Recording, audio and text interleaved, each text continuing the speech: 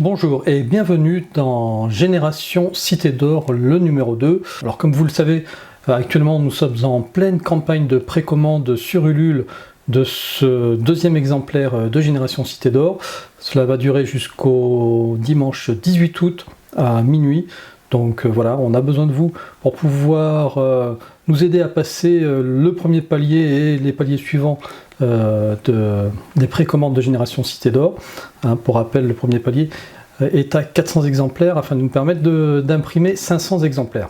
Et aujourd'hui, j'ai le plaisir d'inviter Dominique Hochet, qui est l'un des auteurs de ce deuxième exemplaire, et qui va nous parler de la voie initiatique du labyrinthe. Voilà. Sinon, pour rappel, vous pouvez toujours retrouver aussi le premier numéro sur la boutique de générationcitedor.com. Et puis voilà, comme je viens de vous le dire, on compte sur vous pour participer avant le 18 août sur la précommande du second exemplaire. Et si vous voyez cette vidéo bien après, eh bien rendez-vous sur la boutique générationcitedor.com. Allez, magnéto Serge.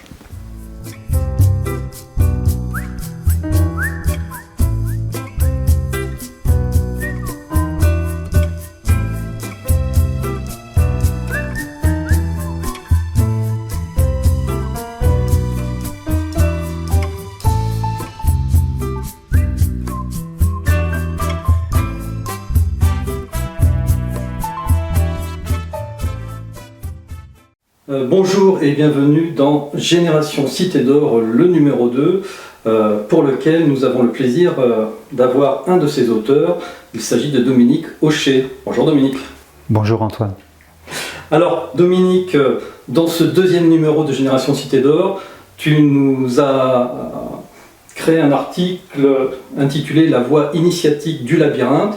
Mais avant d'aller dans les méandres de ce labyrinthe, on aimerait en savoir un petit peu plus sur toi, quel était ton parcours et puis qu'est-ce qui t'a amené à te passionner sur ces sujets-là. Déjà, en quelques mots, tu es le créateur des éditions Hespéride Éditions. Ça fait combien de temps que cette maison d'édition existe ? Je l'ai créée il y a une douzaine d'années, de façon à pouvoir être autonome dans mes écrits, parce que jusqu'à ce jour, j'ai publié à peu près 20 livres, enfin écrits, publié quelques autres qui sont des livres anciens, que je réédite parce qu'ils sont introuvables. Il faut que ce soit des coups de cœur et qu'ils soient en ligne avec ce que j'écris. Et à partir de ce moment-là, comme maintenant les moyens techniques permettent d'être autonome, notamment avec l'imprimerie numérique, et ça me permet d'écrire en étant complètement libre, sans aucune contrainte de délai, d'écriture ou de quoi que ce soit. Et pour moi, c'est jusqu'à présent, c'était quelque chose de très précieux, voilà, pour pouvoir être dans le développement de tout ce que j'avais à écrire. Et maintenant, je passe à une autre étape. Je vais encore écrire quelques livres qui sont dans mon esprit et qui a encore besoin de maturer. Et certains livres qui sont écrits, je les complète et ils commencent à être diffusés dans le circuit traditionnel, on va dire, de distribution du livre. Ce qui est le cas pour la voie initiatique du labyrinthe. Alors, quels sont tes sujets de prédilection ? Alors, mes sujets de prédilection, c'est tout ce qui va tourner autour de l'âme humaine, avec le point de passage qui est par les mythes. Les mythes et les légendes, mais surtout les mythes. Donc j'ai exercé dans le milieu psy, dans une approche à la fois psychocorporelle, énergétique et transpersonnelle. Et donc les mythes pour moi, à la fois en expérience personnelle et en expérience professionnelle, ont été des grands repères. Je suis aussi formateur dans ce domaine-là, par rapport à des professionnels de santé. Et jusqu'à il y a quelques années, je disais que les mythes étaient le fruit de l'intelligence humaine, enfin de l'inconscient collectif de l'intelligence humaine. Et maintenant, j'affine ce propos en disant que les mythes sont une écriture de l'histoire très métaphorique, avec les moyens dont peuvent disposer les personnes pour écrire une histoire que bien souvent elles n'ont pas connue.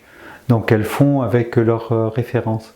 Ce qui fait que petit à petit, je suis en train de reprendre ma vision des mythes pour être dans une approche plus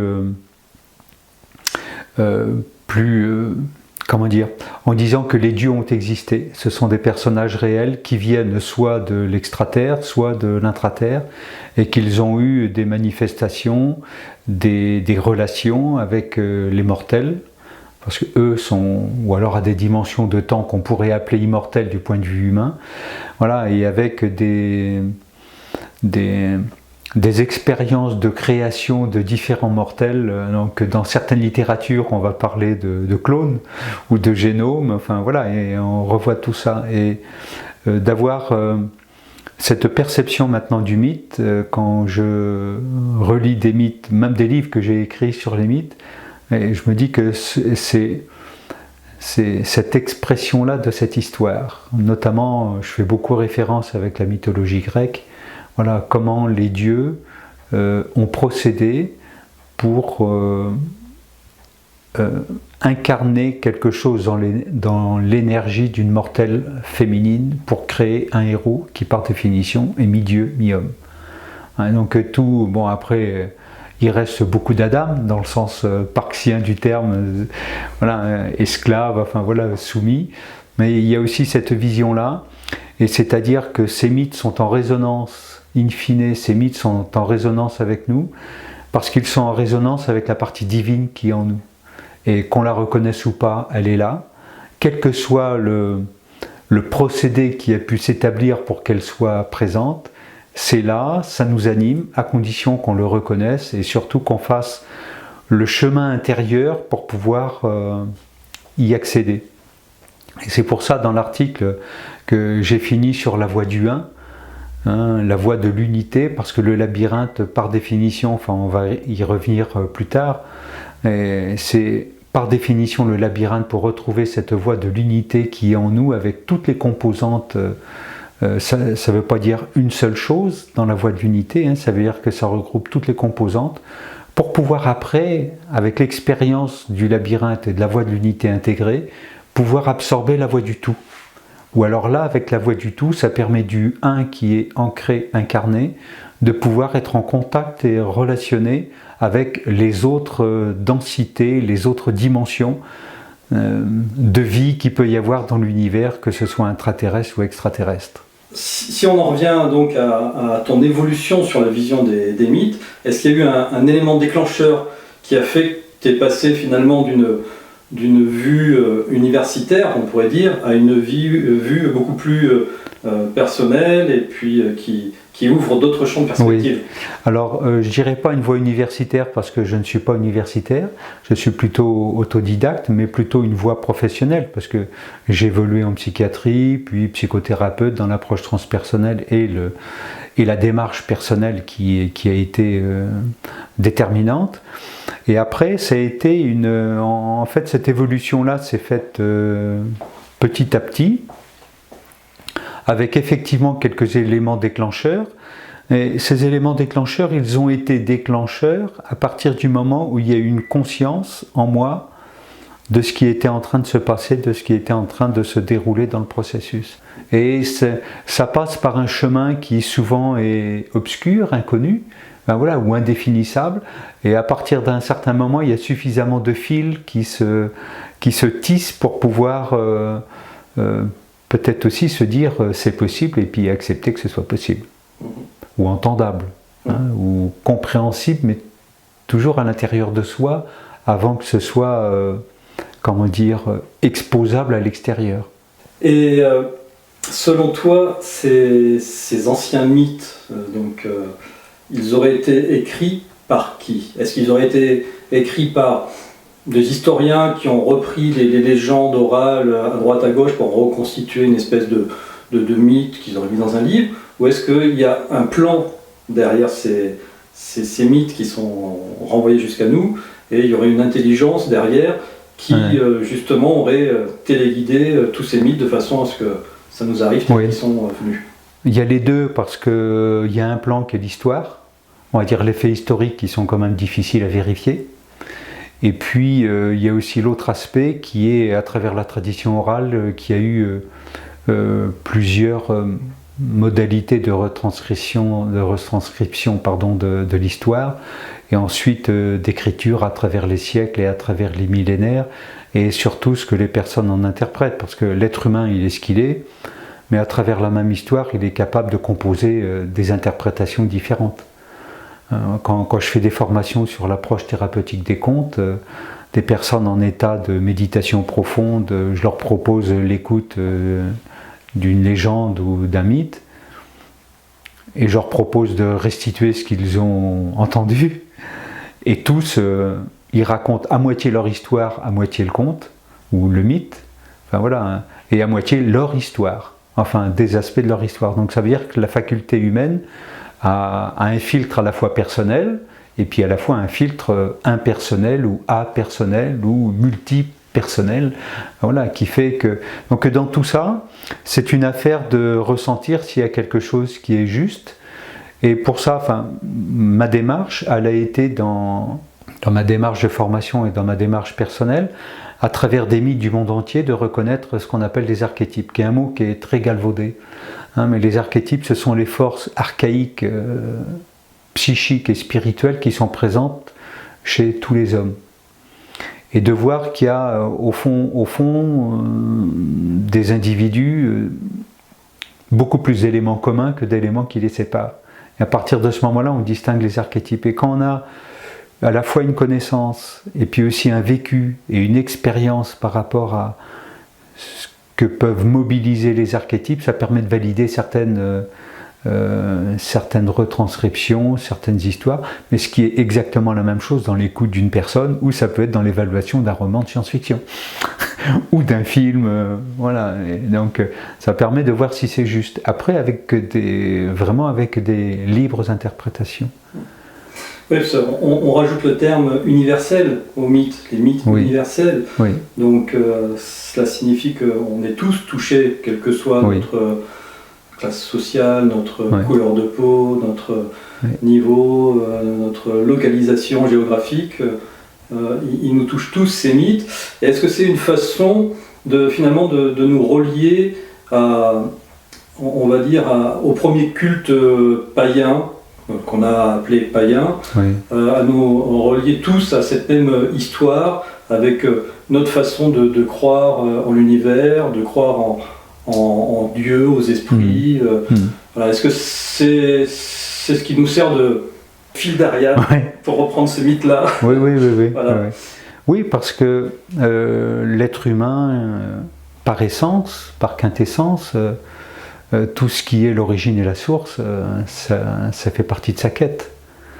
Et donc, à la fois individuellement et collectivement, en fonction des traditions et en fonction des temps, il y a toujours eu ce besoin-là. Donc, l'histoire ne date pas d'il y a 4000 ou d'il y a 6000 ans, elle est à travers des millions d'années.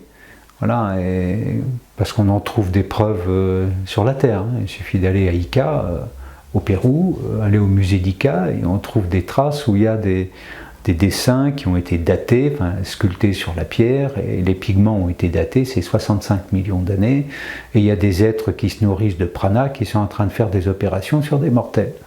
Donc à partir de ce moment-là, il y a quand même quelque chose qui est tangible. Donc ça laisse largement de la place à une histoire et à beaucoup d'histoires sur l'humanité, à travers des évolutions et surtout à travers des cycles.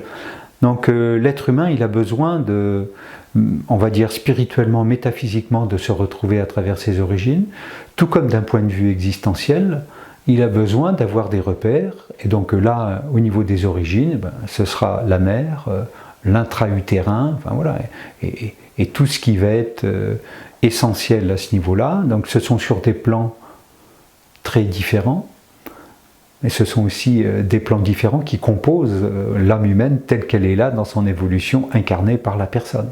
Alors quelle est du coup la place pour toi du mythe du labyrinthe? Parce que c'est le sujet de ton article. Oui.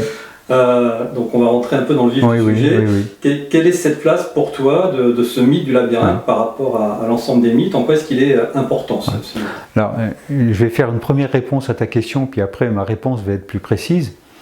La première réponse à ta question, c'est que je pense, comme Paulo Coelho l'exprimait où il disait on a tous une légende personnelle, je pense qu'on a tous un mythe personnel.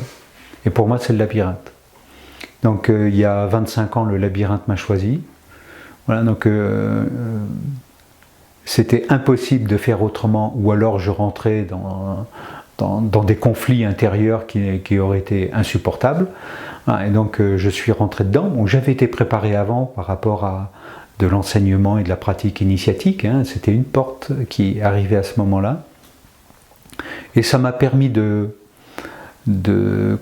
réfléchir au sens étymologique, c'est-à-dire de mettre de la lumière sur beaucoup de choses qui étaient présentes en moi, que ce soit dans le présent de cette époque-là, que ce soit dans le futur, mais aussi d'éclairer des zones d'avenir, parce qu'il y avait des visions, des perspectives, à la fois sur ce que j'allais faire et à la fois sur ce que je refusais d'accepter de faire.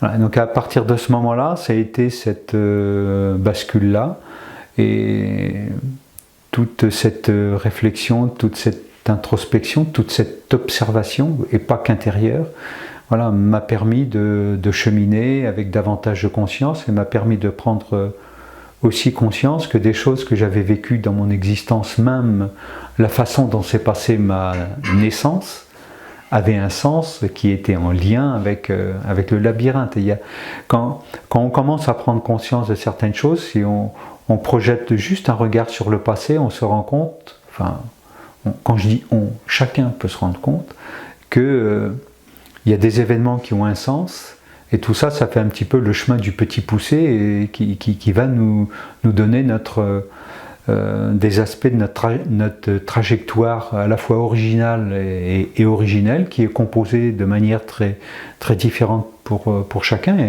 et pour moi c'est comme ça. Et comment dire, je dirais presque que mon cerveau fonctionne comme un labyrinthe, quoi. Et au début de l'année, j'ai proposé, c'était vers Pau, parce que j'habite à côté de Pau, une conférence sur le labyrinthe, enfin une soirée sur le labyrinthe, et j'aurais fait faire une déambulation la nuit, à la pleine lune, les yeux fermés. Et les personnes me demandaient, mais comment tu fais, la nuit? Mais je dis, mais le labyrinthe, il est inscrit dans mon esprit, quoi. Enfin voilà, tout le parcours, les méandres, aller à gauche et à droite et tout ça, c'est présent dans mon esprit. Donc que ce soit au niveau spatio-temporel ou autre. Voilà, donc c'est comme ça pour moi, et je pense que pour d'autres personnes, ça peut être d'autres mythes à travers d'autres histoires, mais comme quand même la société a de moins en moins de culture par rapport aux mythes, c'est assez préjudiciable pour ça. Alors, quand tu dis que c'est dans ton cerveau, moi ça me fait penser à une chose, quand tu fais une coupe transverse d'un cerveau humain, ouais, que tu le regardes, ça ressemble quand même pas mal à un labyrinthe. Ouais, tout à fait. Dans le livre, c'est pour ça qu'il y a une planche où je fais le lien, parce que notamment je fais le lien avec des organes du corps humain, et évidemment le cerveau a sa place, tout comme les intestins ont leur place, et tout comme le sexe féminin a sa place. Enfin, il y a 3, plus le cœur, ça fait 4 organes majeurs qui sont vraiment en lien, si on pourrait dire, dans la théorie des formes et de la fonction, voilà, qui sont complètement en lien avec le labyrinthe. Il n'y a pas forcément du lien qu'avec le labyrinthe, et il y a du lien avec le labyrinthe, et ces 4 relations avec ces 4 organes forment quelque chose de complet et de cohérent. Le labyrinthe, ça existe depuis la nuit des temps, donc c'est présent dans l'homme, qu'il le veuille ou non, de toute façon c'est présent dans l'homme. Le plus vieux labyrinthe connu, ce serait lequel? Alors, le plus vieux connu à l'heure actuelle, ce serait celui d'Awara en Égypte. Mais bon, les datations en Égypte, on sait ce que ça vaut. Ça dépend si on prend l'officiel ou l'autre. Mais moi, je pense que c'est très vieux sans forcément pouvoir donner de date. Mais après, une forêt profonde est un labyrinthe, une grotte est un labyrinthe. Dans le bouquin, je fais référence, parce que j'ai une période beaucoup caverne. Voilà, caverne et grotte, et donc j'allais dans les grottes, enfin voilà, et dans les grottes ornées, donc qui est la partie sacrée de la grotte, où les humains sont allés faire ce qu'on appellerait maintenant des opérations chamaniques, ou des pratiques chamaniques. Et donc on peut retrouver des grottes qui vont jusqu'à 30 000 ans, hein, enfin, voilà, où on voit qu'il y a sur certains aspects, que ce soit des peintures ou des dispositions, notamment de crâne ou d'os, où on voit que c'est pas là par hasard, qu'il y a vraiment un dispositif qui a été mis. Mais bon, ça peut très bien aller depuis... on peut faire un labyrinthe sans rien, hein. Tout dépend de la conscience qu'on a, mais si on va en forêt, une forêt assez épaisse, la nuit, de nouvelle lune, qu'il y a quelques hiboux et quelques loups qui sont dans le coin, on est déjà dans... Si on le veut bien, on est déjà dans cette expérience. C'est par définition, hein, l'expérience du labyrinthe, c'est d'aller dans un centre, on ne sait pas où il est, on ne sait pas de quoi il s'agit, mais on avance. Voilà. Et on va affronter... tous les états émotionnels, psychiques, mentaux et spirituels qu'on peut rencontrer. On ne sait pas où on va, mais on avance. C'est la voie de l'inconnu. Alors, certains pourraient dire que lorsqu'on arrive au centre, on arrive dans un cul-de-sac. Mais toi, tu penses autre chose. Une fois qu'on arrive au centre, c'est une autre étape. C'est une autre étape. Alors on pourrait dire que c'est une lumière qui est là. Enfin, c'est pas un but en soi. Parce qu'autrement, on pourrait devenir une étincelle, hein, enfin, voilà. Ça peut être une porte, ça peut être un passage. Donc il y a des personnes, j'ai travaillé en psychiatrie, j'ai vu des gens qui sont allés à leur manière dans un centre comme ça et qui se sont engloutis dedans, hein, qui sont allés dans des processus de psychose et d'autisme, hein, au niveau psychique, je ne parle pas de cause organique. Voilà. Et il peut y avoir aussi à l'inverse, des expériences initiatiques qui vont permettre de sublimer tout en étant ancré, enraciné dans ce réel-là et de pouvoir transcender les choses et d'aller rencontrer d'autres états qui sont décrits selon les traditions, Nirvana, Satori, enfin, voilà, ou si on fait, enfin, peu importe les traditions auxquelles on va faire référence, qui sont nommées, mais de toucher quelque chose de transcendant. Voilà, et pour moi récemment, enfin, à travers les recherches, c'est de toucher d'autres mondes invisibles, qu'ils soient intraterrestres ou extraterrestres, mais en ce qui me concerne, c'est plutôt intra. Ce qui est en cohérence avec le labyrinthe. Et ce qui est aussi, en lien, hein, avec, par exemple, il y a eu beaucoup de labyrinthes en France dans l'art roman. Voilà. Et donc, dans l'art roman, dans les églises romanes, avant que ce soit le gothique qui élève, hein, c'était tu descends dans la terre pour pouvoir t'élever. Le passage, il doit être effectué par ici. Donc c'est descendre au centre pour pouvoir s'élever. Mais s'élever, ça peut être aussi en allant plus à la fois. Quand on s'élève et quand on va dans la profondeur, on va dans le même niveau. Enfin, en termes d'échelle. Voilà. Et après, ça va dépendre des personnalités, de la signature de leur âme, enfin, voilà, qui vont emprunter un chemin ailé qui peut être sur les épaules ou un chemin ailé qui peut être au niveau des chevilles. Et l'important, c'est de retrouver des ailes au niveau des épaules et des chevilles, de composer un Hermès à notre manière. Hein. Parfois, c'est plus facile d'expliquer avec des métaphores. Tu as raison. Ouais. Justement, dans ton article, il y a un mythe que je ne connaissais pas. Tout à l'heure, on parlait des anciens rites païens. Il s'agit du culte de la Grande Mère. Oui. Donc, pour toi, quel est ce culte ? Alors, il est en lien avec des aspects qui sont connus. C'est la notion de Gaïa et du féminin sacré. Voilà, c'est le lien à cet endroit-là. C'est-à-dire que le lien fondamental, il est qu'à l'origine, ce soit du féminin. Et que le masculin n'est que le pouvoir fécondant qui va permettre de sortir quelque chose. Voilà. Quelle que soit la nature de ce qui va émerger. Et donc la grande mère, c'est, donc on va dire, il y a la mère biologique, hein, enfin voilà, il y a la petite mère, c'est la notion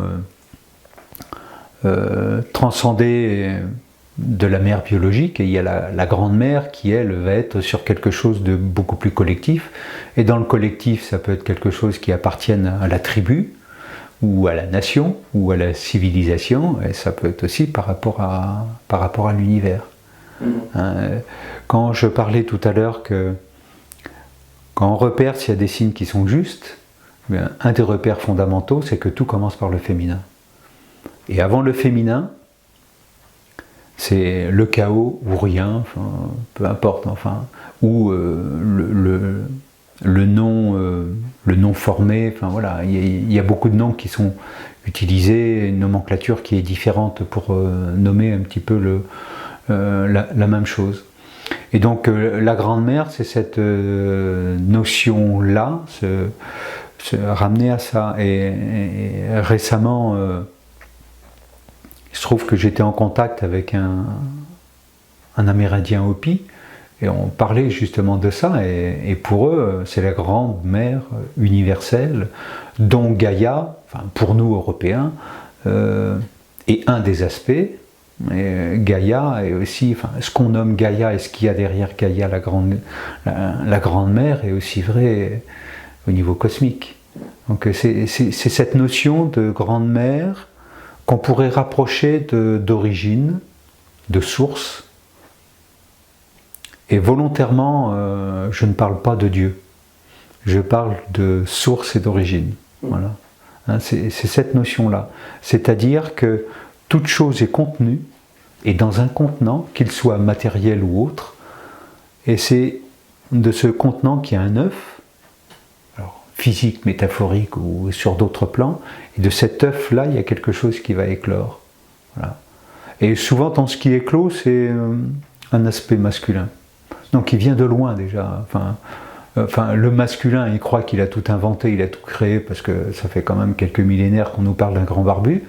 Voilà, donc c'est très implanté dans les esprits, alors que chez les anciens ou encore dans des peuples qui vivent sur Gaïa actuellement, ça ne veut rien dire, quoi. Enfin, c'est pas transcendantal. Donc Mère Nature serait une partie de la Tout à fait. Mère. Tout à fait. Oui, alors, et quel est le rapport du coup entre cette grande mère et le labyrinthe? Où est-ce qu'elle interagit dans ce labyrinthe? Donc le labyrinthe, c'est une structure, c'est un chemin pour pouvoir y accéder. Voilà. C'est un chemin qui est, quelle que soit sa forme, que ce soit des formes carrées, des formes circulaires, des formes octogonales ou des formes mixées. C'est ce chemin qui va permettre, c'est ce cheminement qui va permettre de transformer l'âme pour toucher la source. Parce que sans transformation, ça ne se fait pas. Et on peut écrire transformation, trans-, alors trans, on l'écrit comme on veut, tirer formation. Voilà, c'est, comme on dit souvent, c'est le chemin qui transforme l'adepte. Et c'est le but, on ne sait pas où il va, mais c'est ce chemin-là. Et donc le labyrinthe, à travers des expériences initiatiques qui se faisaient dans les labyrinthes, dans l'Égypte ancienne, dans les mystères d'Éleusis, enfin en Grèce antique, enfin voilà, c'était même actuellement, sans en être, bon, on sait très bien que chez les francs-maçons, il y a une pratique du labyrinthe, enfin voilà, c'est dans d'ailleurs, une des premières étapes, hein, pour pouvoir avancer, hein, on va dire évaluer l'adepte, voilà, pour lui permettre de passer à autre chose. Mais ça peut être à la fois une première porte, mais ça peut être aussi d'autres portes qui sont beaucoup plus loin dans le parcours. Et alors, est-ce qu'au final, les marelles d'enfants, oui, hein, quand on saute, oui, de case en case pour aller jusqu'au ciel, oui, ce ne serait pas une transformation du labyrinthe enfantine, mais oui, une façon d'arriver aussi... Oui, tout à fait. Il y a des usages, il y a des jeux qui sont inspirés non pas du labyrinthe, mais de son sens, voilà, qui sont tout à fait dans ce que tu évoques. Donc il y a la marelle, hein, parce que la marelle, étant gamin, on a tous joué à la marelle, hein, donc il y a le ciel, mais il y a aussi au-delà du ciel. Hein, donc si on fait le lien avec l'arbre des séphirotes, je change un peu, enfin, hein, mais hein, tout est lié. Il y a aussi le jeu de loi, ouais, hein, qui est notamment très en lien avec le labyrinthe qui me sert de support, qui est le labyrinthe crétois, qu'on appelle le labyrinthe classique, hein, avec croix et spirale, et qui est très branché avec le nombre 9. le nombre 9 qui jalonne dans le labyrinthe crétois. Enfin, bon, j'en fais une démonstration numérique pendant plusieurs pages sur le livre parce que c'est assez étonnant. Et le jeu de loi, toutes les 9 cases, il y a le jeu de loi, enfin, il y a une loi, pardon. Et voilà. Alors du coup, est-ce que la suite de Fibonacci n'est pas une suite intégrée dans le labyrinthe? Oui, la suite de Fibonacci, parce que justement, je reviens sur ce que je développe, non pas dans l'article, mais dans le livre, c'est qu'il y a des suites numériques qui sont tout à fait en lien avec celle de Fibonacci. Et dans le labyrinthe, notamment dans le labyrinthe crétois, on retrouve ça. C'est-à-dire que dans le labyrinthe crétois, si on le dessin, si on le prend en forme de dessin et qu'on le sectionne entre guillemets avec une double croix, on arrive à 36 cases, pour faire le lien avec le jeu de loi. 36 cases, 6 et 3, 9.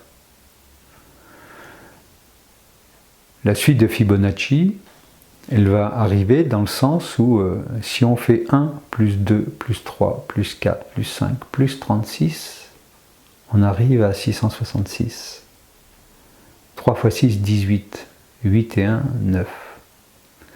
Et si on fait avec la suite de Fibonacci, donc 1 la première case, plus 1 la deuxième, plus 2 la troisième, donc plus 3, plus 5, c'est-à-dire qu'un nombre est le total des deux nombres précédents. On arrive à un nombre que j'ai pas de tête, il est à rallonge, et on arrive toujours au 9.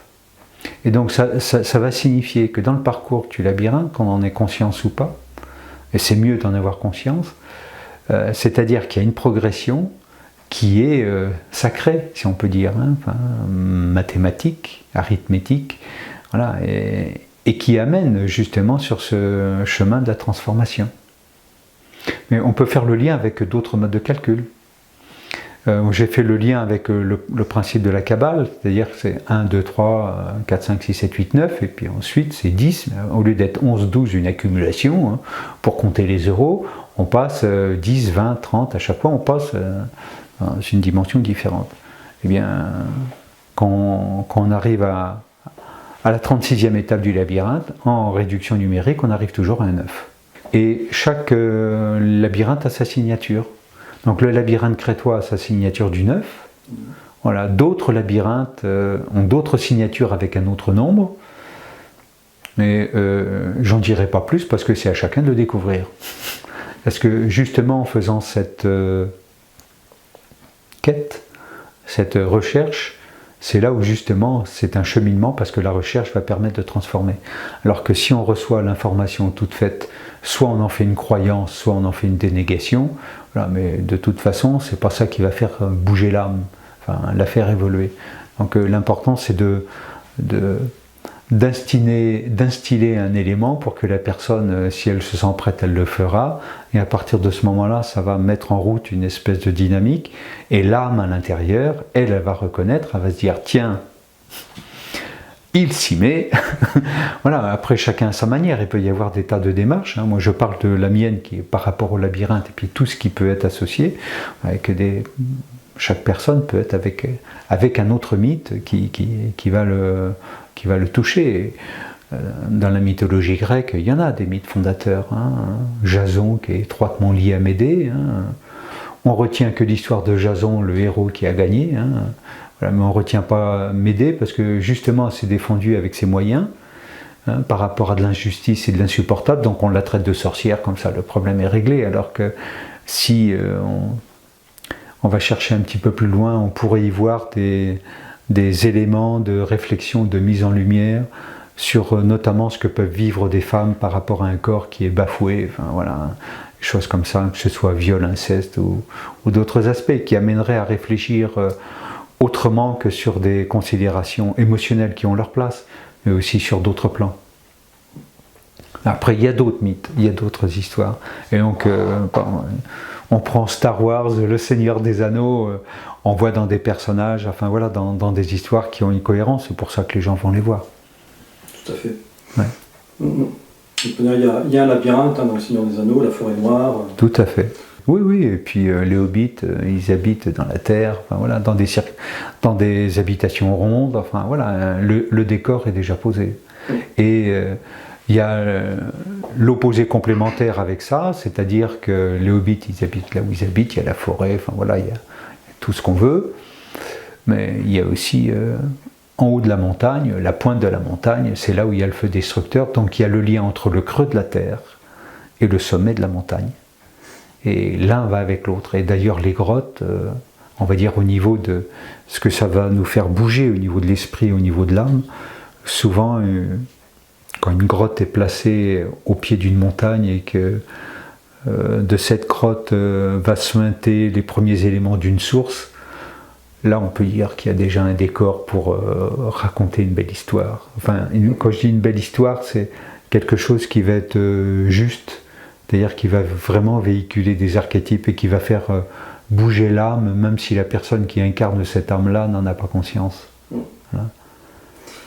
Alors Dominique, on va bientôt arriver à la fin de notre entretien, mais je vais te poser une question, même si en lisant entre les lignes et entre tout ce que tu as dit depuis le début, chacun aura compris comment est-ce qu'il faut faire, mais où se trouve, comment accéder à la première case, à la première porte de ce labyrinthe? Faut déjà en avoir le désir. Parfois, on peut déjà être dans la première étape, voire en avoir déjà franchi. Mais sans en avoir conscience, on ne sait pas qu'on est dans un processus comme ça. Voilà, ça peut être assez paradoxal. Hein. L'important, c'est, à travers les déambulations dans le labyrinthe qui vont dans un sens et dans l'autre, c'est de retrouver ce sens-là. Voilà. Et donc, c'est de pouvoir se situer à quel endroit je suis. Enfin, je vais reformuler. C'est plutôt de se situer à quel endroit ça est. Enfin, où l'âme est dans son processus. Et à partir de ce moment-là, ça donne un point d'ancrage, hein, enfin un point d'enracinement, un point de repère, et après, ça permet de continuer le chemin. Mais c'est exactement la même chose quand on est quand on arrive à un centre, enfin on va dire qu'il y a une porte, voilà, et quand on arrive là, il y a des choses qui peuvent venir, qui commencent à se semer, puis à germer, qui commencent à apparaître. Enfin, pour moi, c'est ce qui est en train de se passer depuis quelques années, où à travers cette expérience-là du labyrinthe, il y a quelque chose qui s'est intégré, et maintenant je suis dans des recherches avec des cartes dessinées sur des territoires français européens avec des repères qui sont avec des labyrinthes ou des déambulatoires dans des églises, donc qui de toute façon sont des hauts points cosmotelluriques et qui donnent des formes vivantes et certaines formes géométriques et qui sont là pour nous donner d'autres informations sur une autre échelle, sur une autre sensibilité, sur une autre densité ou dimension, peu importe la terminologie. Et là, on se rend compte qu'il n'y a rien qui est du hasard.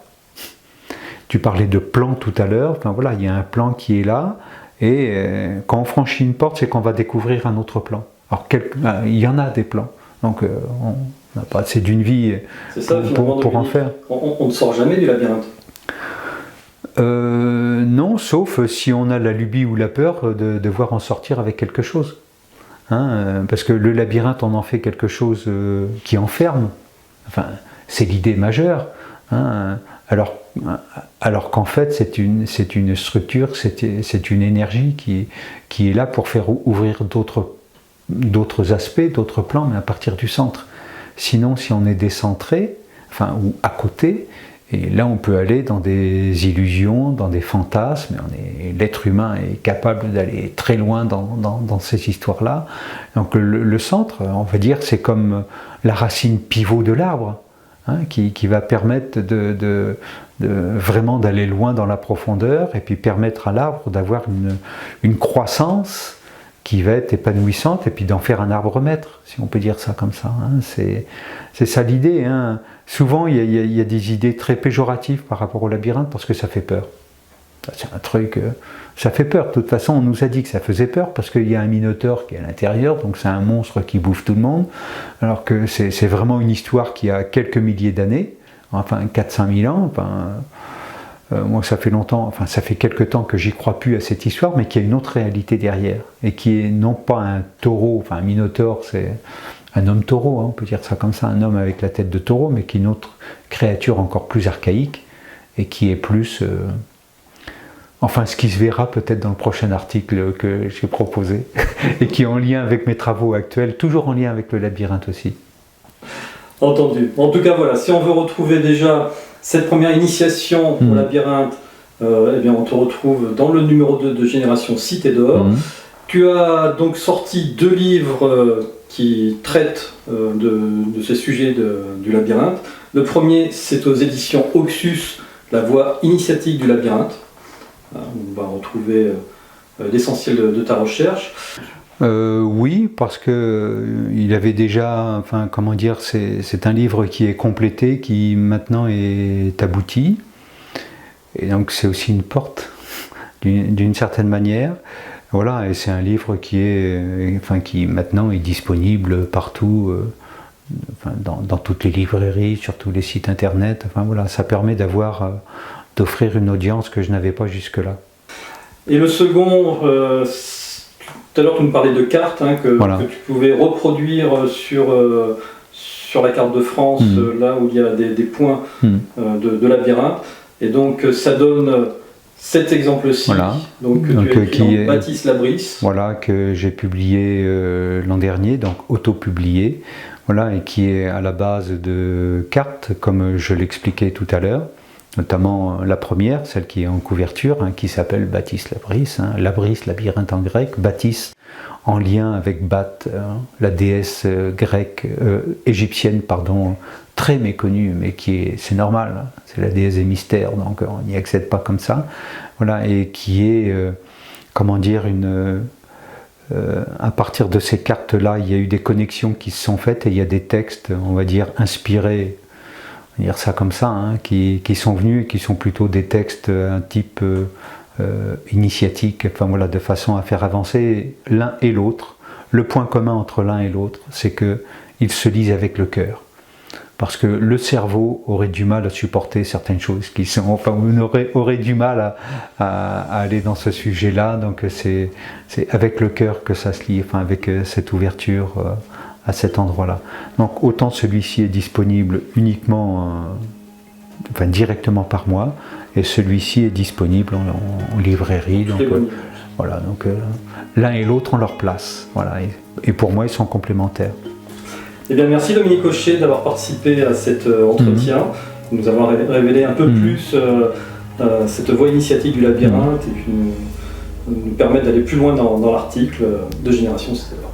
Je te remercie d'avoir accepté de faire sur ce sujet-là, parce que le labyrinthe, c'est parfois, bon, je trouve pas mes mots, mais ça viendra, c'est parfois difficile à aborder. Enfin, il y a des sujets plus faciles. Voilà. Merci Dominique. Voilà, merci Antoine.